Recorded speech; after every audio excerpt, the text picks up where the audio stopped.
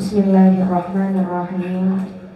Assalamualaikum warahmatullahi wabarakatuh. Waalaikumsalam warahmatullahi wabarakatuh. Alhamdulillahi rabbil alamin. Wa bihi nasta'in ala umurid dunya waddin. Allahumma fassalli wa sallim afdalas salati wa azkat taslim ala sayyidil mursalin habibina wa syafi'ina wa qurrati a'yunina wa imamina wa maulana Muhammadin wa ala alihi wa sahbihi ajma'in. Amma ba'du. Subhanaka la ilma lana illa ma 'allamtana innaka antal alimul hakim. Wa qur rabbi shrah li sadri wa yassir li amri wahlul 'uqdatam min lisani yafqahu qawli. Allahumma ati nufusana taqwaha wa zakkiha anta khairu man zakkaha anta waliyuha wa maulaha. Amin amin ya rabbal alamin. Al-Mukarram al-Muhtaram Sahib al-Fadilah Sidil Walid Kiai Al-Haj Muhammad Nasir Zain MA Barakallahu fi. Al-Mukarramah wal-Muhtaramah Sahibat al-Fadilah Al-Walidah Ibu Nyai Haji Ida Farida Barakallahu fiha.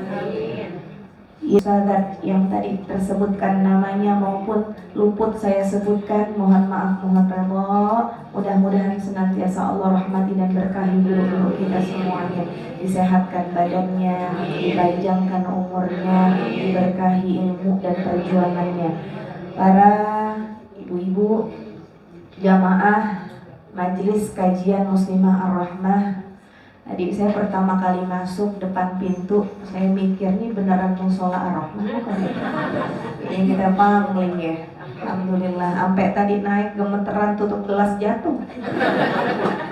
Cakep banget, alhamdulillah. Ini nikmat nih.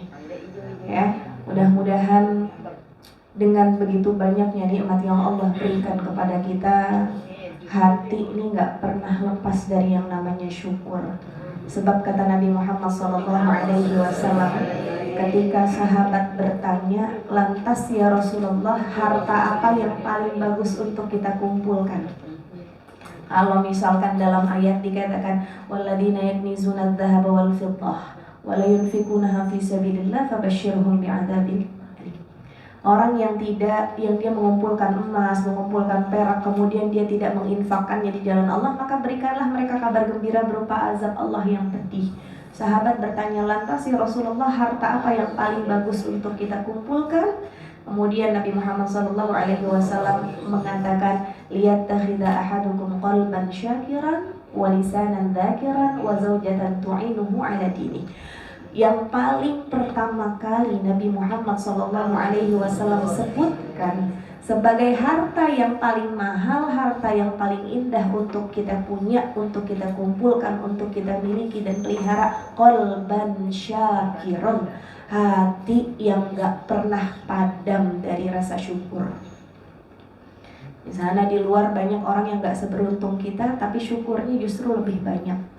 Jadi dengan nikmat yang Allah berikan, Allah kasih kita nikmat sehat, Allah kasih kita nikmat ongkos, Allah kasih kita nikmat, begitu banyak nikmat. Yang paling utama nikmat iman, nikmat Islam. Maka mudah-mudahan Allah senantiasa jadikan kita pula orang-orang yang senantiasa bersyukur. Sebagaimana doa kita, Allahumma a'inni ala dzikrika wa syukrika wa husni ibadatik. Sehat semuanya. Udah berapa majelis maulid yang didatengin? Banyak deh ya. Mudah-mudahan membawa perubahan dalam diri kita. Hari ini kita kembali ke laptop, kembali ke kitab. Kita ngaji kitab baru kita, yakni Al-Adabu Fiddin. Dimulai dengan Al-Adab Baina Yadayillah. Saya mau ngajak ibu-ibu semuanya kita merenung firman Allah Subhanahu wa taala. A'udzubillahi minasyaitonirrajim. Bismillahirrahmanirrahim.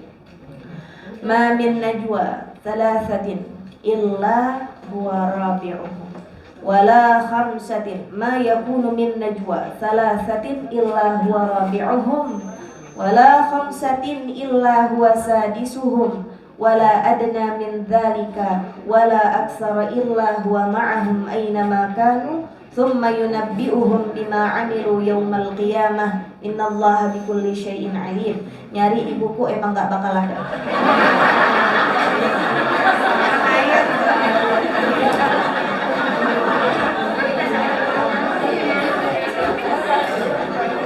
Itu tandanya ibu merhatiin. Alhamdulillah. Tadi bilang ayat. Surahnya Al-Mujadalah, ayatnya ayat 7. Ini sebagai preface kita pembukaan, ya.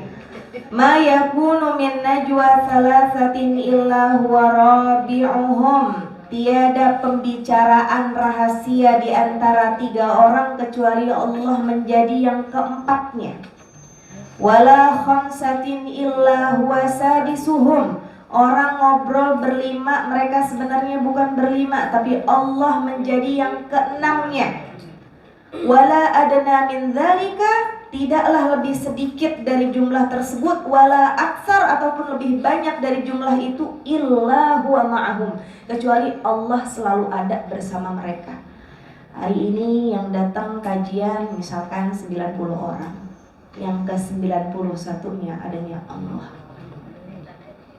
Ada kita ngobrol berdua, sebenarnya bukan cuma berdua, yang ketiga ini siapa? Allah Subhanahu wa ta'ala. Huwa ma'ahum aynama kanu thumma yunabbi'uhum bima 'amilu yaumal qiyamah. Allah menjadi saksi atas segala apa yang kita ceritakan, apa yang segala kita bicarakan, apa yang segala kita diskusikan. Kelak di hari kiamat Allah akan kabarkan semuanya, ya. Innallaha bikulli syai'in alim. Sesungguhnya Allah Subhanahu wa ta'ala maha tahu atas segala sesuatu. Ini iman, ini akidah, bahwasanya Allah senantiasa membersamai kita dalam segala tempat, waktu, dan keadaan. Maka kalau dikatakan oleh ulama al-qurbu min husnil adab, kalau dengan yang senantiasa membersamai kita gak dekat, itu kira-kira urusannya susah gak? Yang selalu bersama kita di setiap waktu, di setiap tempat, di setiap keadaan, kita gak dekat, kira-kira urusan susah gak? Susah. Maka gimana caranya biar kita dekat? Al-qurbu min husnil adab. Kalau mau dekat harus punya adab yang bagus.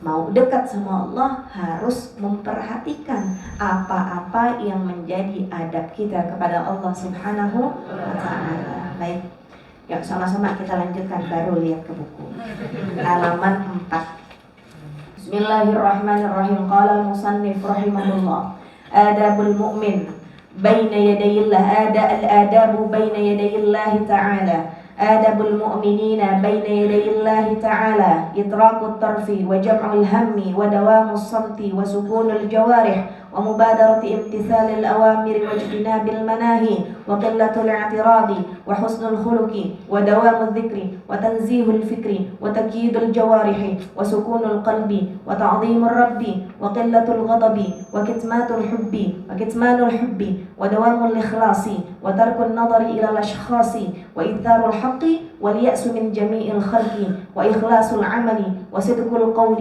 وتنزيه الاطلاع وإحياء القربات وقلة الإشارات وكتمان الفائدة والغيرة على تبديل الاسم والغضب عند انتهاك المحارم ودوام الهيبة واستشعار الحياء واستعمال الخوف والسكون ثقة بالضمان والتوكل معرفة بحسن الاختيار وإسباغ الوضوء عن المكاره وانتظار الصلاة بعد الصلاة.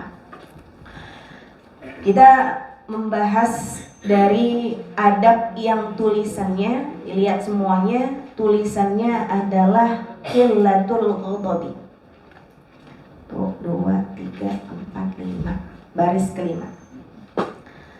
Bahwasanya salah satu adab kita kepada Allah Subhanahu wa ta'ala adalah menjadi hamba yang sedikit marahnya.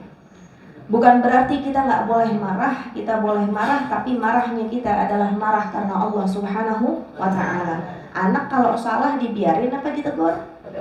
Ditegur, dimarah, ya kan? Marah kita sama anak, tapi marahnya kita karena Allah. Begitu juga dalam hal mencintai, kita boleh mencintai saudara kita, boleh mencintai suami kita, boleh mencintai anak kita, boleh mencintai sesiapapun, tapi cinta kita karena Allah. Bahkan Nabi Muhammad SAW ketika dimintakan nasihat oleh sahabat, ya Rasulullah, minta nasihat kepadamu, Nabi berkata sampai 3 kali, la taghdab, la taghdab, la taghdab, walakal jannah. Jangan kamu marah, jangan kamu marah, jangan kamu marah, karena jika engkau tidak marah, gitu kan, maka bagimu surga. Kemudian ibu-ibu sekalian yang dirahmati Allah, yang berikutnya adalah wa kitmanul hubbi.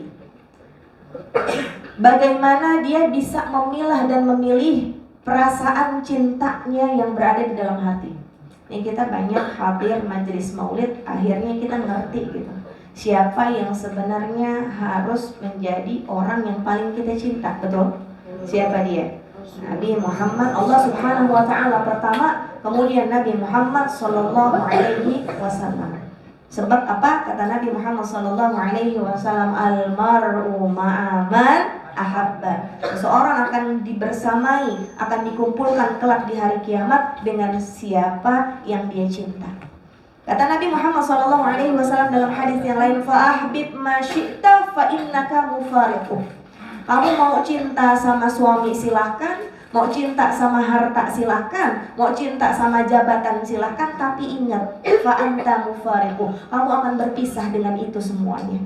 Maka kita mencintai sesuatu yang jelas-jelas kelak akan nemenin kita di alam kubur, membersamai kita di akhirat, sampai nanti kelak mendampingi kita di surga. Bu? Bu? Jadi orang tuh harus selektif.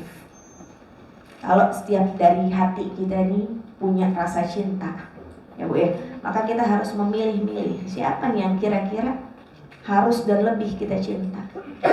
Kadang orang gara-gara pekerjaan, saya sedih sekali kemarin ketika hari Jumat siang gitu ya, ngelihat orang tuh sekarang banyak laki-laki yang terang-terangan kagak sholat Jumat. Betul gak sih? Terang-terangan gak sholat Jumat. Saya nungguin suami saya sholat Jumat tuh bapak-bapak banyak banget kagak sholat Jumat. Betul? Betul. Ya Allah, kalau misalkan gara-gara dunia gitu ya, sholat jadi nggak dibela-belain, terus apalagi ntar yang bakal membela dia.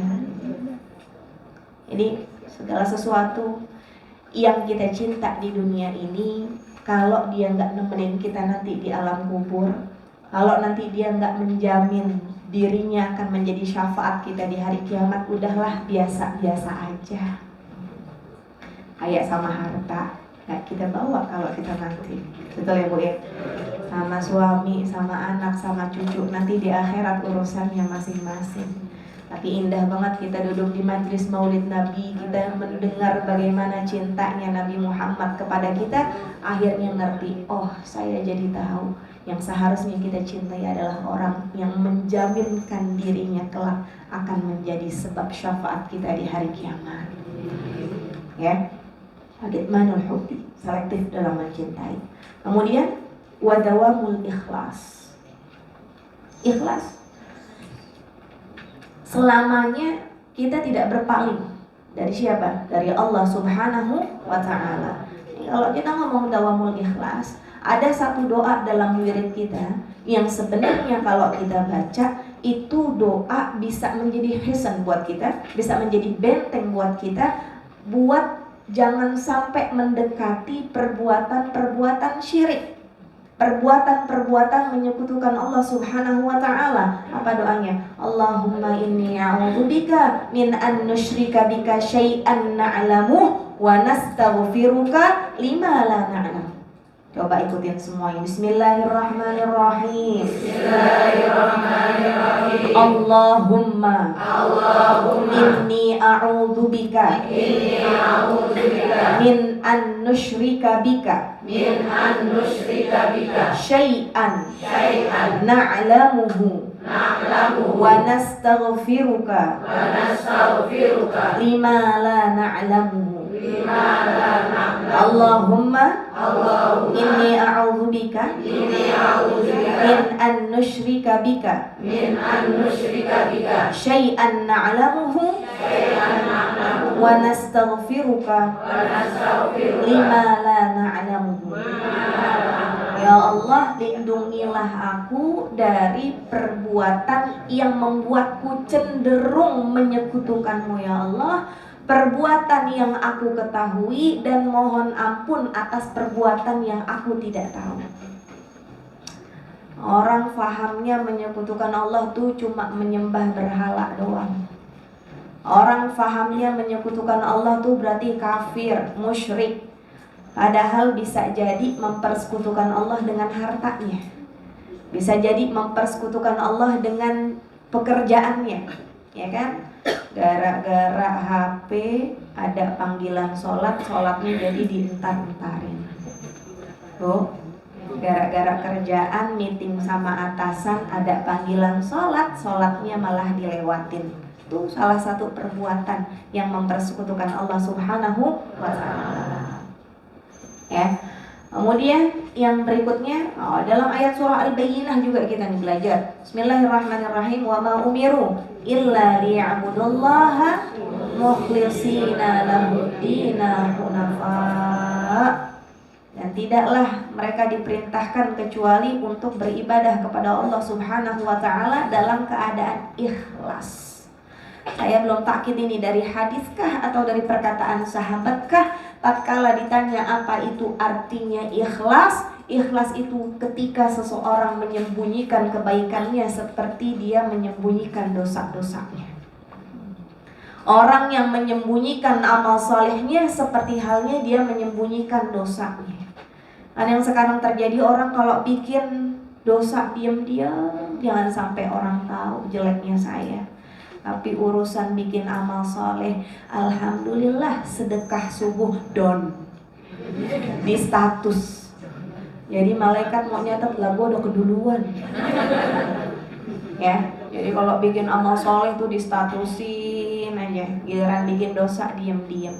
Padahal yang dimaksud dengan ikhlas itu adalah salah satu definisinya ketika seseorang mampu menyembunyikan dirinya ketika mengerjakan amal soleh, seperti halnya dia bersembunyi ketika melakukan dosa-dosanya.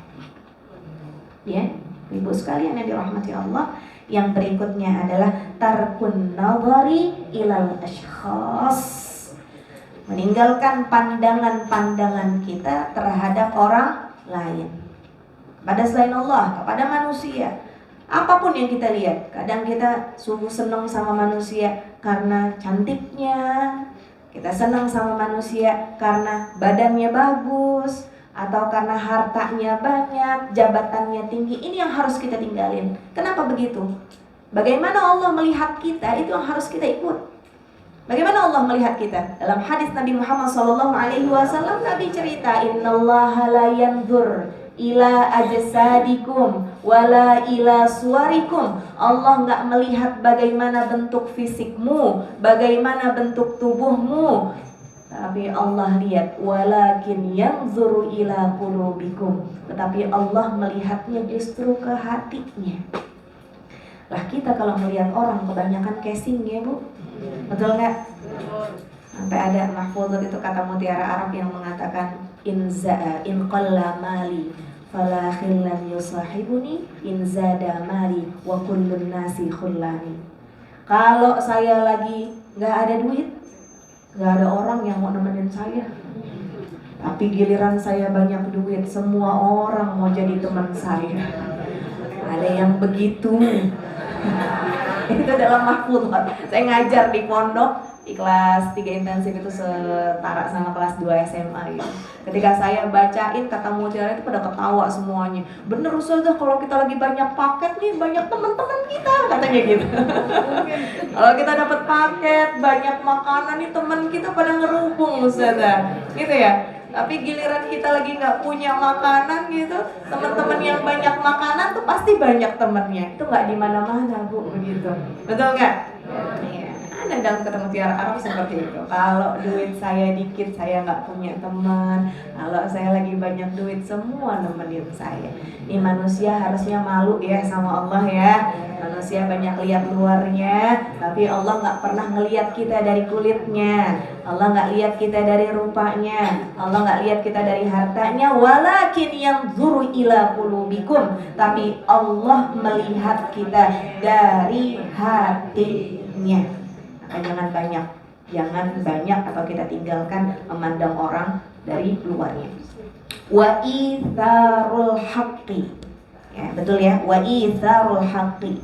Yakni kita menyebarkan kebaikan, menyebarkan kebenaran. Karena ibu-ibu sekalian yang dirahmati Allah, apa yang Allah tetapkan dia sebagai kebaikan, baik. Mulai sekali lagi, apa yang Allah tetapkan dalam syariat itu merupakan perkara baik, maka itu baik. Apa yang Allah tetapkan dalam syariat itu merupakan perkara batil, maka batil. Apa yang Allah tetapkan sebagai perkara halal, halal. Perkara haram, haram. Tegas dalam hal ini. Maka kalau kita makan yang baik. Kita minum yang baik. Kita bicara yang baik. Kita berteman dengan orang baik, menghidupkan kebaikan, menghidupkan kebenaran dalam setiap sisi kehidupan kita. Ibadahnya taat, tapi makannya nggak milih-milih. Ibadahnya rajin, tahajudnya rajin, tapi temenannya sama sembarangan orang. Itu kayak gitu berkurang adab dia kepada Allah Subhanahu wa ta'ala. Almar'u ala dini khalilihi falyantur ahadukum ila man yukhalil. Seseorang itu kalau kita mau karakternya, kalau kita mau tahu sifat dan karakternya, nggak usah lihat, nggak usah kepo-kepo, lihat dong biodatanya, dia sekolah di mana sih, nggak usah. Cukup lihat siapa temannya, karena seseorang berada pada agama temannya. Maka lihatlah di antara kalian dengan sesiapa dia berteman. Ini mudah-mudahan isyarat-isyarat kebaikan untuk kita semuanya yang senang duduk di majelis ya. Mudah-mudahan ini tanda-tanda bahwasanya kita dekat dengan kebaikan, sebab kita senang duduk bersama dengan orang-orang baik. Amin ya rabbal alamin. Kemudian ada satu doa nih, ya, supaya Allah senantiasa dekatkan kita dengan kebaikan. Insya Allah sudah hafal semuanya, tapi saya ingatkan lagi. Bismillahirrahmanirrahim. Bismillahirrahmanirrahim. Allahumma arinal haqqa haqqa. Allahumma arinal haqqa haqqa. Warzuqna ittiba'ah. Warzuqna ittiba'ah. Wa arinal batila batila. Wa arinal batila batila. Warzuqna ijtinabah. Warzuqna ijtinabah. Udah hafal semua kan? Ya, bismillah. Bismillahirrahmanirrahim. Allahumma arinal warzuqna ittiba'ah wa arinal batila batilan warzuqna ijtinabah. Ya Allah, tunjukkanlah kepada kami tunjukkanlah kepada kami kebenaran. Bahwasanya kebenaran itu benar. Banyak orang yang dia melihat kebenaran tapi dia nggak bisa menilai itu sebagai kebenaran. Betul nggak Bu? Kita berada di zaman yang kebenaran itu disalahkan, kesalahan dibenarkan. Ya, ngelihat matanya, mata kepalanya doang, tapi mata hatinya dibikin tertutup sama Allah Subhanahu wa ta'ala. Maka kita minta dalam doa ini, Allahumma arinal haqqo haqqan. Ya Allah, tunjukkanlah kepada kami saat kami melihat kebenaran, maka kami paham itu benar. Warzuqna ittiba'ah. Karuniakanlah kepada kami agar bisa mengikutinya. Kalau orang berakal, dia bisa membedakan mana yang baik, mana yang buruk. Tapi orang berakal di kalangan orang mukmin yang dia ngaji, ketika dia melihat kebaikan dia ikuti, ketika dia melihat keburukan dia tinggalkan. Sampai sini bisa difahami? Ya. Allahumma arinal haqqa haqqa warzuqna ittiba'ah wa arinal batila batilan. Tunjukkanlah kepada kami bahwa yang batil itu batil, yang buruk itu buruk. Warzuqna ijtinabah. Berikanlah kami kekuatan ya Allah untuk bisa menghindarkannya. Jadi kadang kita kalau ngelihat keburukan suka ngiler-ngiler juga, suka pengen-pengen juga.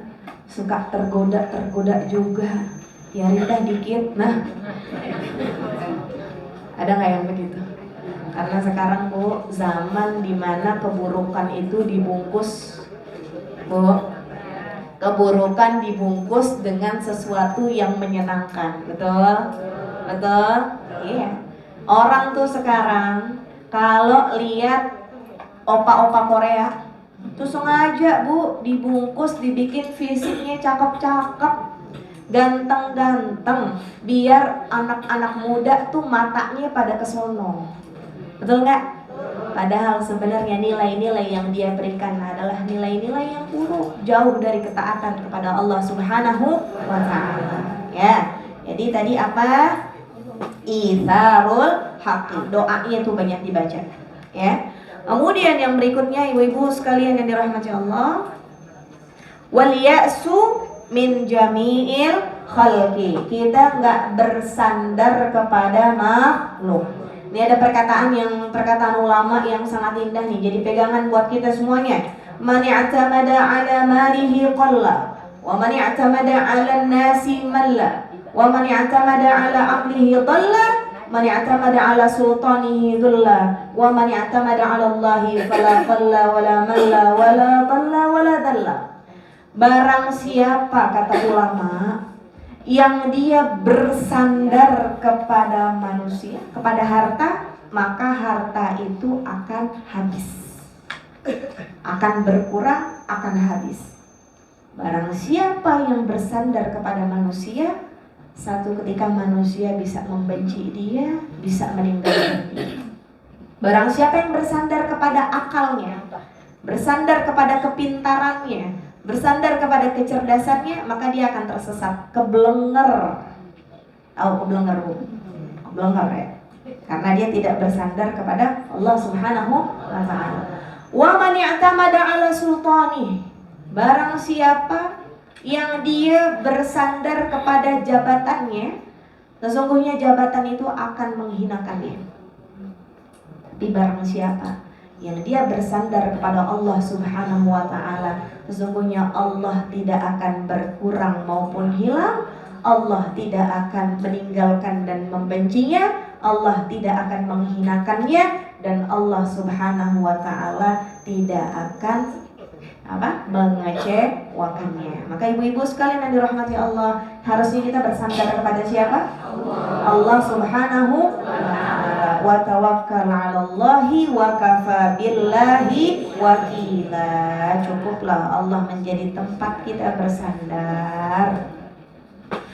Kemudian ibu-ibu sekalian yang dirahmati Allah, yang berikutnya adalah wal ikhlasu wa ikhlasul amali, wa ikhlasul amal, berikhlas dalam beramal, ya.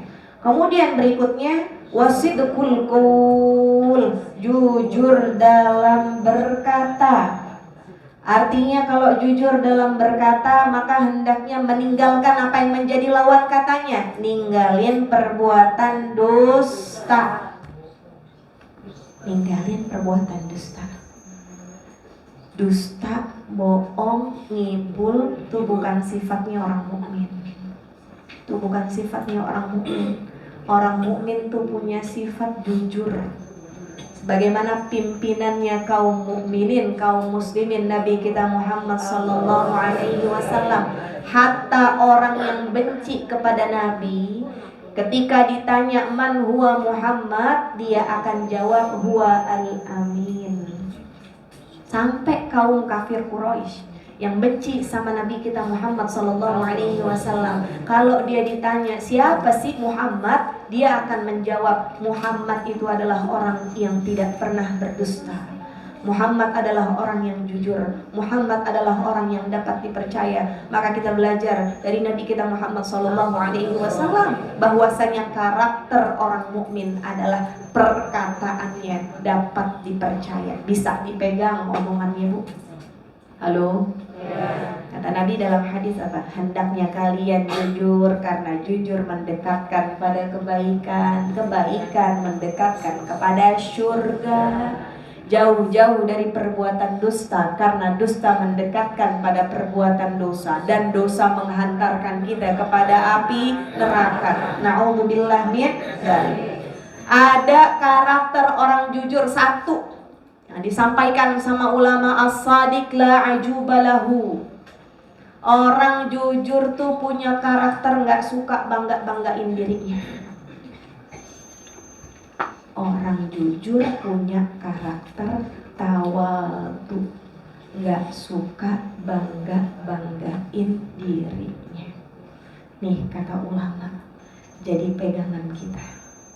Mudah-mudahan kita semua dijadikan hamba Allah yang jujur dan tawadu dalam setiap perbuatan dan perkataannya. Amin amin ya rabbal alamin.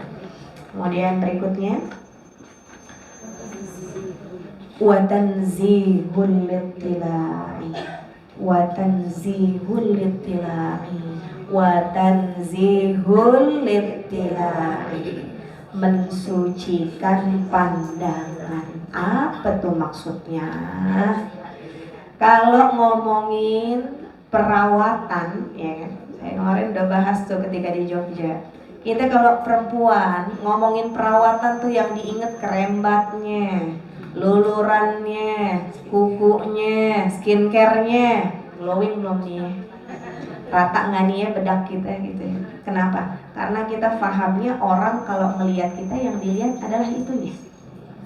Betul ya Bu ya? Pandangannya manusia ke kita itu fisiknya. Tapi kita sebagai hamba Allah, kita ngerti Allah tuh ngelihat kita dari hatinya. Maka tanzihul ittila di sini kita mensucikan apa yang menjadi pusat pandangan Allah kepada kita. Kita mensucikan apa yang menjadi titik fokus Allah memandang kita. Apa itu? Hati. Berarti tanzihul ittila di sini bagaimana kita merawat dan menjaga kita punya hati. Menjaga kesucian kita, kesucian pandangan. Apa yang menjadi titik pandangnya Allah kepada kita? Hati. Berarti kita rawat dan kita jaga apa? Hati kita. Zayyin qalbaka, kata ulama, hiasi hatimu. Buang tuh segala penyakit-penyakit hati. Yang masih ada sombong dalam hatinya, merasa anada, ini loh saya. Yang merasa ana khairun minhu, saya loh mending daripada dia. Ana ahsan minhu, saya loh lebih baik daripada dia. Tuh penyakit-penyakit hati yang begitu buah. Ada rasa benci sama orang lain, buang. Ada rasa keki. Apa tuh keki? Rasa keki sama orang. Aduh, julid fisabilillah.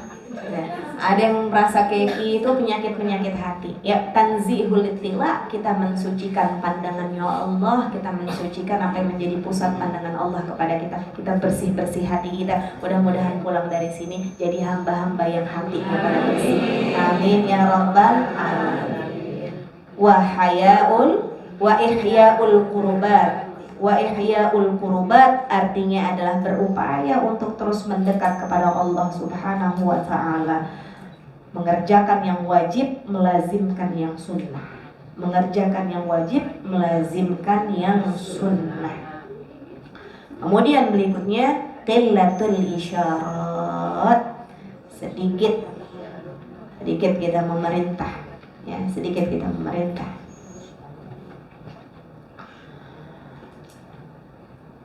Kemudian berikutnya, sedikit kita memerintah. Saya bahas sedikit saja. Kata ulama begini, man ra'a li nafsihi qatran fala qatralah, wa man ra'a fi nafsihi fadlan fala fadlan. Kita sedikit memerintah artinya apa? Kita menurunkan sifat kesayaan kita. Kita menurunkan merasa menjadi siapa gitu. Karena kata ulama, barang siapa dia yang melihat kemampuan pada dirinya, sebenarnya dia nggak mampu. Bu, ini akhlak kita yang suka merasa bisa, merasa mampu. Sebenarnya kita nggak bisa, kita nggak mampu. Man ra'a fi nafsihi fadlan fala fadlalah. Yang melihat dirinya nih, kayaknya saya punya keutamaan nih, kayaknya saya punya kebisaan nih, sebenarnya itu gak ada dalam diri dia. Tuh, kita diajarin tawadhu sama ulama. Dengan seperti itu kita akan menghilangkan sifat kesayaan dalam diri kita. Qillatul isyarat, sedikit memerintah kepada makhluk. Ada. Ya. Kemudian berikutnya wa kitmanul faidah. Semua dari kita Allah ciptakan pasti ada kelebihannya. Kullun muyassarun lima khuliqalahu. Semua Allah ciptakan pasti ada kelebihan dan kebisaannya. Tapi sekali lagi, bagaimana kita sebagai manusia, jangan banyak-banyak nunjukin ini loh saya. Bu. Kalau misalkan ya gimana ya? Ya, insya Allah semuanya sudah paham lah bagaimana caranya kita menjadi orang yang tawadhu. Sebab kata Nabi Muhammad SAW, man tawadhu'a rafa'ahullah. Terus Ustazah, kalau misalkan kita harus menyembunyikan faedah, artinya misalkan kita punya ilmu, Ustazah, kita punya hikmah, boleh nggak sih kita sampaikan ke orang? Boleh nggak? Kayak saya nih, saya sekarang ngajar ibu-ibu. Kalau misalkan saya diem aja, saya disuruh ngajar, saya nggak mau deh. Saya mau nyembunyiin aja apa yang saya ngerti gitu. Kira-kira kalau kayak gitu akan bermanfaat nggak ilmunya? Akan banyak orang yang terbawa nggak ke jalan kebaikan? Jadi untuk kitmanul faidah, kita berikan ilmu kita kepada orang lain, kita berikan kebermanfaatan ilmu kita sebarkan tuh boleh, litarghib, tujuannya untuk menanamkan, membangunkan kecenderungan di hati orang untuk beramal soleh. Litarghib, biar orang tuh ketika mendengar termotivasi, saya harus menjadi pribadi yang lebih baik dari hari kemarin, saya harus menjadi hamba Allah yang lebih baik setelah ini. Dia memiliki kecenderungan, kita hidupkan itu, boleh. Ya, litarghib. Ada rumusnya, nih ya, rumusnya. Kita boleh berbagi faidah, kita boleh berbagi quotes gitu ya. Ibu kan suka nulis tuh, seneng saya tuh. Ada yang suka dakwahnya itu lewat status WA, ada yang julid di status WA banyak, ya. Tapi ada juga yang berdakwah di status WA, boleh. Kan ngaji ada yang offline, ada yang online. Ada orang yang emang senengnya tuh kepo sama status orang. Maka kita bikin orang-orang kepo itu ketika buka status dia jadi ngaji, ya kan? Kenapa tuh yang dikeluarkan kata-kata mutiara, kalam-kalam hikmah? Ada rumusnya dari Nabi. Khatibun nasa ala qadri uqulihim. Khatibun nasa ala qadri uqulihim. Sampaikan kepada orang lain sesuai dengan kadar pemahamannya. Saya ngajar al-adabu fiddin di depan anak TK, kira-kira nyambung gak? Lari. Saya tepuk-tepuk anak soleh depan kajian muslimah ar-rahmah, lucu gak? Jadi khatibun nas ala qadri uquli ini menjadi rumus kita dalam dakwah. Sama, kita yang punya anak, dakwah kan gak cuma ceramah, gak cuma tausiah, gak cuma ngajar begini, enggak. Setiap dari kita punya ranah dakwahnya masing-masing. Kita di rumah punya anak, kita daiyah di rumah nih Bu. Bagaimana kita bangunin suami kita tahajud, dakwah kita. Ingetin suami kita ya udah azan berangkat ke masjid, dakwah kita. Di rumah ada anak, ada cucu, kita sampaikan kepada mereka kebaikan tuh dakwah yang paling afdol. Karena sejatinya medan juang kita adalah rumah.